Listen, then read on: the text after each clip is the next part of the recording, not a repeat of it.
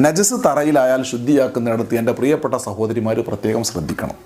അത് കുറേ വെള്ളം കൊണ്ട് വന്നതുകൊണ്ടോ നനഞ്ഞ ശീലയെടുത്ത് ഒപ്പിയതുകൊണ്ടോ മഫ് കൊണ്ട് അതങ്ങ് നീക്കിയത് കൊണ്ടോ ഒന്നും ശുദ്ധിയാകൂല.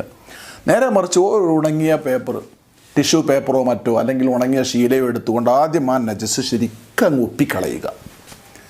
എന്നാലും അതിൻ്റെ നിറോ രുചിയോ മണോ അവിടെ ബാക്കിയുണ്ടാവും. അപ്പോൾ കുറച്ച് വെള്ളം അതിലേക്ക് ഒഴിവാക്കിയിട്ട് വീണ്ടും അത് ശരിക്ക് തുടച്ച് കളയുക. ഇപ്പോൾ അവിടെ ആ നജസിൻ്റെ നിറവുമില്ല, രുചിയുമില്ല, മണവുമില്ല, പക്ഷേ ശുദ്ധിയായിട്ടില്ല. ആ നിറവും രുചിയും മണവും ഇല്ലാത്തതിനെക്കുറിച്ച് ഹുക്മിയ നജസ് എന്നാണ് അറബി പറയാം.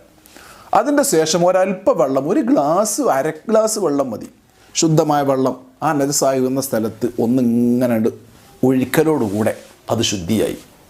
ഇനി ആ വെള്ളം അവിടെ നിന്ന് ഒപ്പിക്കളയണം എന്നുപോലും ഇല്ല. ഒപ്പിക്കളഞ്ഞാൽ നന്നായി. ഞാൻ ഒന്നുകൂടി ശ്രദ്ധിക്കാൻ വേണ്ടിയിട്ട് സഗൗരവം ഉണർത്തുന്നു. നജസിലേക്ക് കുറേ വെള്ളം ഒഴിച്ചുകൊണ്ടോ നജസ് അങ്ങ്